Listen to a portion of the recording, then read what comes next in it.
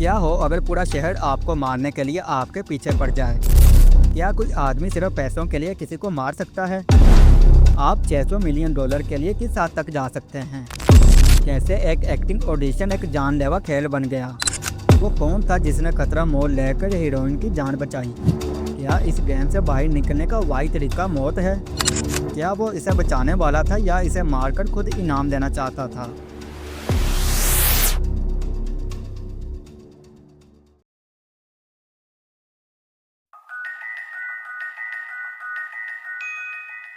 कहानी साल 2030 में लॉस एंजलिस से शुरू होती है। एक आदमी पूरी घबराहट में पागलों की तरह भाग रहा था। पूरा शहर इसे मारने के लिए इसके पीछे पड़ा हुआ था। यहाँ तक कि प्राइवेट कारों के ड्राइवर भी इसे ही ढूंढ रहे थे। बड़ी मुश्किल से वो एक गरीब औरत के घर में पनाह लेने चला गया। औरत इसे देखकर सवाल पूछती है तो वो आदमी चाकू निकालता है और धमकी देता है कि अगर एक लफ्ज़ भी मुंह से निकाला तो इसकी आंखें निकालकर गोलियों से खेलेगा। बस वो चुप हो जाती है। जैसे ही औरत को मौका मिलता है वो एक नेल गन निकालती है और इसे मार देती है। फिर वो 2 बार लात मारकर तसल्ली करती है कि क्या वो वाकई ही मर गया है। तभी वीपन लिए कुछ लोग अंदर आते हैं। वो आदमी को मरा हुआ देखते हैं तो इन्हें अफसोस होता है कि औरत ने पहले ही इसे मार दिया। औरत मरे हुए आदमी का एक कार्ड उठाती है और अपने बेटे से कहती है कि आज हम अमीर बन गए। वो कार्ड को तोड़ती है और कुछ ही मिनटों में पुलिस और एक रियलिटी शो की टीम अंदर घुस आती है और अनाउंसमेंट होती है कि वो औरत $2 मिलियन जीत चुकी है। तब पता चलता है कि यह एक गेम है जिसमें लाखों लोग हिस्सा लेते हैं। हर दिन लॉटरी से एक रैंडम आदमी चुना जाता है।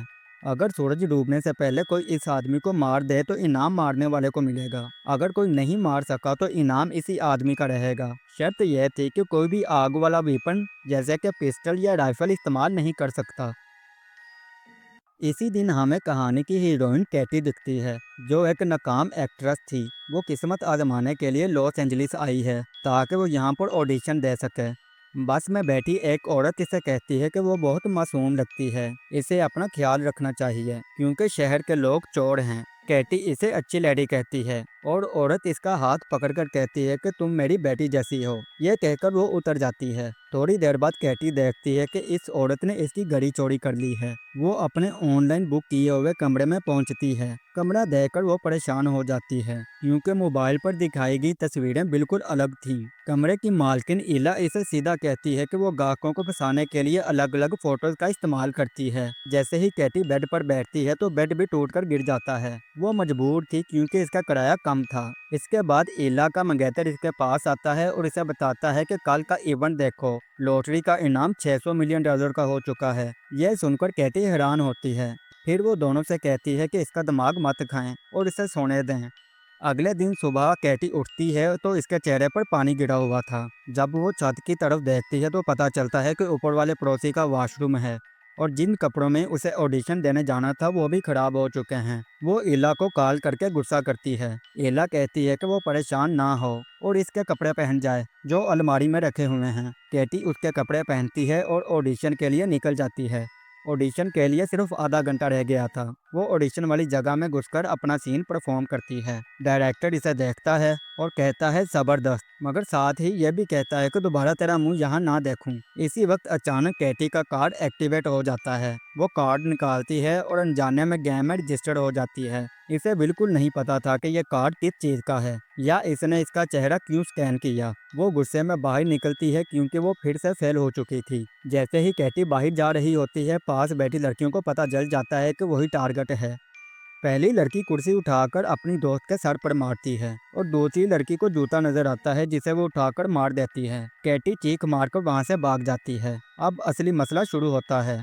जब वो छुपने के लिए कराटे ट्रेनिंग हाउस में आती है, सारे कराटेबाज लड़के इस पर टूट पड़ते हैं। वो अकेली इन सब के बीच पिट रही होती है। कैप्टन कहता है कि इसे सिर्फ मैं मारूंगा। वो इसे उठाकर घुमाता है और दीवार में दे मारता है, जिससे वो लड़कियों के साथ जिम में जा गिरती है। जैसे ही सबको पता चलता है कि वही टारगेट है, सब इस पर चढ़ दौड़ते हैं। कराटे वाले भी वहां पर पहुंच जाते हैं और सब आपस में लड़ रहे होते हैं कि इसे कौन मारेगा। आखिर में कोच इसे गर्दन से पकड़ता है और कहता है कि इसे सिर्फ मैं मारूंगा। जैसे ही वो मारने लगता है अचानक नोइल वहां पर आ जाता है। वो कोच के कंधे पर गुंजा मारकर इसे दीवार में मार देता है। नोएल कैटी से कहता है कि डरने की ज़रूरत नहीं, मैं तुम्हारा बॉडीगार्ड हूँ। अगर तुम मुझे इनाम में से 10% दोगी तो मैं तुम्हें बचाऊंगा। कैटी कहती है ठीक है, तुम्हें पूरा इनाम ही दे दूंगी, बस मुझे बचा लो। नोएल इसे अपनी कमर पर बेल्ट के जरिए बांध लेता है ताकि इसे बचा सके। वो सारे एनिमीज को मार गिराता है। एक कमज़ोर सा लड़का सामने आता है। नोएल इसे कहता है कि देख भाई, अगर मैंने तुझे मारा तो मुझे खुद पर ही तरस आ जाएगा। 3 तक गिनती करूंगा, अगर तू नहीं भागा तो गया। वो लड़का फौरन भाग जाता है। फिर वो दोनों बिल्डिंग से निकलते हैं और इन्हें पता चलता है कि हर 15 मिनट बाद एक ड्रोन इसे ट्रैक कर रहा है ताकि बाकी खिलाड़ियों को इसकी लोकेशन मिलती रहे। इन्हें एक गाड़ी मिलती है, वो वहां से भाग जाते हैं। कैटी नोएल से कहती है कि यह कैसी गेम है जिसमें लोग इसे मारने के लिए इसके पीछे पड़े हैं। इसे इस गेम से बाहर कैसे निकलना होगा। नोएल कहता है कि हल सिर्फ एक है, सूरज डूबने तक शहर के लोगों से बचना होगा, और अगर वो हार गई तो वो भी अपने 10% से हाथ धो बैठेगा। कैटी को शक होता है कि नोएल कहीं इसे मारकर इनाम की रकम खुद ना ले ले। पूरा शहर इनके पीछे पड़ा होता है। वो दोनों सेफ्टी हेलमेट पहनते हैं, तभी अचानक गाड़ी में एक लड़की घुस जाती है जो चाकू निकालकर इन्हें मारने की कोशिश करती है। नोएल कैटी से कहता है कि तुम गाड़ी चलाओ, मैं इसे देखता हूँ। नोएल जोर से इस लड़की का सर पकड़ता है और एक जोरदार लात मारकर इसे गाड़ी से बाहर फेंक देता है। आगे चलकर गाड़ी खराब हो जाती है और कैटी नीचे उतरकर भागने लगती है। नोएल इसे पकड़ता है। कैटी कहती है कि सच सच बताओ, तुम मुझे मारकर इनाम की रकम देना चाहते हो ना। नोएल कहता है बिल्कुल नहीं, मैं तो तुम्हें बचाना चाहता हूँ। तभी पुलिस वहाँ आती है। कैटी फौरन नोएल से कहती है कि पकड़े जाने से पहले कुछ कहना चाहते हो। वो पुलिस के पास शिकायत करने जाती है, मगर तब इसे अंदाज़ा होता है कि पुलिस भी इसे मारने आई है। नोएल फौरन आकर इसे बचाता है। वो दोनों पुलिस को चकमा देकर वहां से भाग जाते हैं। कैटी एक मैगजीन से अपना चेहरा छुपा लेती है। जैसे ही वो कार देखती है, इसे पता चलता है कि ड्रोन ने इसकी लोकेशन फिर से शेयर कर दी है। आसपास मौजूद सभी लोग अपनी गन निकालते हैं और इसे तलाश करना शुरू कर देते हैं। कैटी एक वैक्स म्यूजियम में छुप जाती है और खुशकिस्मती से इसे वहां पर कोई नहीं देख पाता। थोड़ी देर बाद इला इसे कॉल करती है और पूछती है कि वो कहाँ है। कैटी कहती है कि मुझे पता है कि कपड़े वापस लाने में देर हो गई, मैं बहुत मजबूर हूँ। ईला कहती है कोई बात नहीं प्यारी, बस अपनी लोकेशन बताओ। कैटी कहती है मैं अभी म्यूजियम में हूँ, बस किसी को बताना मत। 1 मिनट भी नहीं गुजरता कि ईला और डेजी वहाँ पर आ जाते हैं। ईला इसे मारने की कोशिश करती है। कैटी खुद को बचाने के लिए एक डंडे से वार करती है। वो दोनों से जान छुड़ाती है, इन दोनों को म्यूजियम के अंदर बंद कर देती है। लोगों ने इसे देख लिया था। वो बस से उतरते हैं ताकि इसे मार सकें, लेकिन नोएल वहां पहुंच जाता है और इसे वहां से निकाल कर ले जाता है। कैटी कहती है मुझसे नाराज ना होना, मैं समझी तुम मुझे मार दोगे। नोएल कहता है अब ये नाराजगी का वक्त नहीं है। 3 मिनट बाद ड्रोन फिर से लोकेशन देगा, सब नीचे आ जाएंगे। कैटी कहती है कि इन्हें कोई बॉम्ब प्रूफ शेल्टर चाहिए जहां वो छुप सकेंगे। नोएल को याद आता है कि इसके एक दोस्त जैक के घर में एक सीक्रेट शेल्टर है। वो जैक के पास जाते हैं। जैक समझता है कि ये चोर हैं। नोएल इसे समझाता है कि भाई चोर दरवाजे से आते हैं क्या। इतने में ही पीछे से लोगों से बड़ी एक बस आ जाती है। वक्त कम था तो वो लोग जैक को धमकी देकर अंदर घुस जाते हैं। वो लोग इससे शेल्टर का पासवर्ड मांगते हैं। जैसे ही वो अंदर जाते हैं, लोग घर पर हमला कर देते हैं। कैटी जैक को तीर मार देती है ताकि वो बेहोश हो जाए और किसी को पासवर्ड ना बता सके। नोएल और कैटी अंदर आकर आपस में बात करने लगते हैं। कैटी अपनी नाकाम एक्टिंग की कहानी सुनाती है और कहती है कि अब मेरा कोई फ्यूचर नहीं। फिर वो नोएल से पूछता है कि वो इसकी मदद क्यों कर रहा है। नोएल कहता है कि इसके लिए सबसे अहम लोगों की जान बचाना है, पैसे इसके लिए कुछ मानी नहीं रखते। इसी दौरान एला और डेजी भी वहाँ पर पहुँच चुके होते हैं। एला जय को उठाती है और मारने लगती है ताकि वो होश में आए।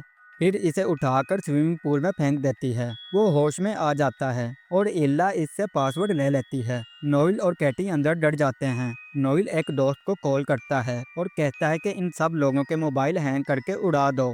दोस्त वाकई ही फोन को हैंग कर लेता है और ब्लास्ट कर देता है। सभी जख्मी हो जाते हैं। ये मौका देखकर कैटी और नोएल वहां से निकल जाते हैं। नोएल एक जलते हुए आदमी को देखता है। वो पानी डालता है और अपने पैर से आग बुझाने की कोशिश करता है। वो आदमी कहता है कि भाई आराम से, मेरी टांग तोड़ दी तुमने। बाहर निकलते ही इनका सामना एक बख्तरबंद गाड़ी और ट्रेनिंग गार्ड के साथ होता है। गार्ड इसे कहते हैं कि कैटी को इनके साथ चलना होगा, वरना वो इसकी लाश को ले जाएंगे। कैटी कहती है ठीक है, लेकिन मेरा बॉडीगार्ड भी साथ आएगा। वो सब गाड़ी में बैठ जाते हैं। कैटी कंफ्यूज रहती है कि आखिर वो लोग कहाँ जा रहे हैं। गाड़ी इन्हें एक एजेंसी के हेडक्वार्टर तक ले जाती है। वहाँ इनकी मुलाकात लुइस से होती है, जो एजेंसी का लीडर है। लुइस कहता है कि मैं हैरान हूँ कि तुम अब तक जिंदा कैसे हो। अक्सर लोग तो 15 मिनट में ही मर जाते हैं। वो कहता है कि यहाँ तुम्हारी हिफाजत मेरी जिम्मेदारी है, लेकिन मुझे इनाम का 30% चाहिए। कैटी मान लेती है। मेडिकल चेकअप के दौरान कैटी नोएल को अपनी कहानी सुनाती है कि इसके वालिद ने इसे छोड़ दिया था और इसकी माँ बीमार थी। वो सिर्फ इलाज के पैसे जमा करने के लिए काम करती थी। नोएल बताता है कि वो एक वक्त में फौजी था और लुइस इसी की टीम में था। एक बार नोएल ने एक मिशन से इनकार कर दिया, जिसकी वजह से पूरी टीम मर गई, बस लुइस बचा। तभी से वो नोएल से नफरत करता है। एक लड़की आकर कैटी से कहती है कि लुइस इसे सूरज डूबने तक एक महफूज जगह पर ले जाएगा ताकि वो जीत सके। बस वो अपना चेहरा एक डिवाइस पर रख दे। ये डिवाइस इसलिए थी ताकि एक खास मास्क बनाया जा सके जिससे कोई भी इसे पहचान ना सके, और वो इसके लिए एक बूढ़े आदमी का मास्क बनाते हैं। लेकिन नोएल को कुछ अजीब महसूस होता है। वो कहता है कि लुइस इसे अकेले मारने का प्लान बना रहा है ताकि वो अकेला इनाम ले सके, लेकिन कैटी को इस पर यकीन नहीं होता। इसी वक्त लुइस अंदर आता है। वो दोनों को गैराज में ले जाता है। वहाँ लुइस कहता है कि कैटी एक गाड़ी में बैठे और नोएल दूसरी में। यहीं कैटी समझ जाती है कि लुइस इसे धोखा दे रहा है। वो इसे नीचे किक मारती है। अचानक लोग अंदर घुस आते हैं ताकि इसे मार दें, लेकिन खुशकिस्मती से कोई इसे पहचान नहीं पाता। कैटी लुइस से एक गाड़ी लेती है और निकल जाती है, मगर लुइस नोएल को पकड़ लेता है और इसे इतना मारता है कि इसकी हड्डी तोड़ देता है। जब कैटी भाग जाती है तो लुइस इसे कॉल करता है और ब्लैकमेल करता है कि वो नोएल को मार देगा। कैटी पूछती है कि अब तुम क्या चाहते हो। वो कहता है कि वो फौरन शहर के बीच वाले थिएटर में आ जाए। इस वक्त सूरज डूबने में सिर्फ 16 मिनट बाकी थे, लेकिन कैटी ने नोएल को बचाने का फैसला किया क्योंकि वो इसे कई बार बचा चुका था। इसने अपने साथ पिस्तौल भी ले ली। थिएटर पहुंचकर कैटी देखती है कि नोएल जंजीरों से बंधा हुआ है। कैटी कहती है कि अगर तुमने इसे ना छोड़ा तो मैं खुद को मार दूंगी और तुम इनाम से हाथ धो बैठोगे। वो कहता है कि आसान है, मैं उंगलियों के निशान मिटा दूंगा और अपने लगा दूंगा। कैटी कहती है जबरदस्त आइडिया, मगर मैं लाइव हूँ और सारी दुनिया देख रही है। लुइस डर जाता है और कहता है अच्छा ठीक है, रिलैक्स हो जाओ और पिस्टल फेंक दो। कैटी कहती है ठीक है, मगर पहले नोएल को छोड़ो और जाने दो। जैसे ही वो खुद को मारने लगी तो लुइस कहता है कि रुक जाओ, मैं इसे छोड़ रहा हूँ, ये लो चाबी। अब वो पिस्टल मांगता है। कैटी कहती है मुझे यकीन था कि तुम्हारे दिल में रहम है, ये लो पिस्टल, मगर अचानक इसे एक जोरदार किक मार देती है। लोग अंदर घुस आते हैं और नोएल को बचाने से पहले कैटी को घेर लेते हैं। नोएल खुद को आज़ाद करता है और लुइस से लड़ने लगता है। अब सूरज डूबने में सिर्फ 4 मिनट बाकी रह गए थे। इसी वक्त एक और ग्रुप अंदर आ जाता है और कैटी बड़ी मुश्किल में पड़ जाती है। वो थिएटर से भागती है ताकि कहीं महफूज हो सके, लेकिन लोग पीछे पड़ जाते हैं। नोएल लुइस को एक जोरदार मुक्का मारता है और थिएटर का सेट तोड़ देता है ताकि कोई भी कैटी के पीछे ना जा सके, मगर लुइस के आदमी ह्यूमन लैडर बनाकर इसके पीछे आ जाते हैं। लुइस कैटी के पीछे पहुंच जाता है और इसका गला पकड़ लेता है। कैटी फिसल जाती है और एक लोहे की रोड से लटक जाती है। कैटी ने अपनी चाबी से लुइस की जेब में मौजूद ग्रेनेड की पिन निकाल ली थी। वो नीचे गिरती है और ग्रेनेड फट जाता है। लुइस मर जाता है और मुकाबले का वक्त खत्म हो जाता है। जब वो अभी गिर ही रही थी तो लोग इसे बचा लेते हैं क्योंकि वो इनाम जीत चुकी है। जॉनी आता है और इसे 3 अरब 600 मिलियन डॉलर का इनाम देता है। दिन गुजरते हैं और वो बड़ी कंपनियां खोलती है, बच्चों के लिए शेल्टर बनाती है, गरीबों की मदद करती है, और सबसे खूबसूरत बात यह है कि इसने नोएल से शादी कर ली थी और खुशहाल जिंदगी गुजारने लगी।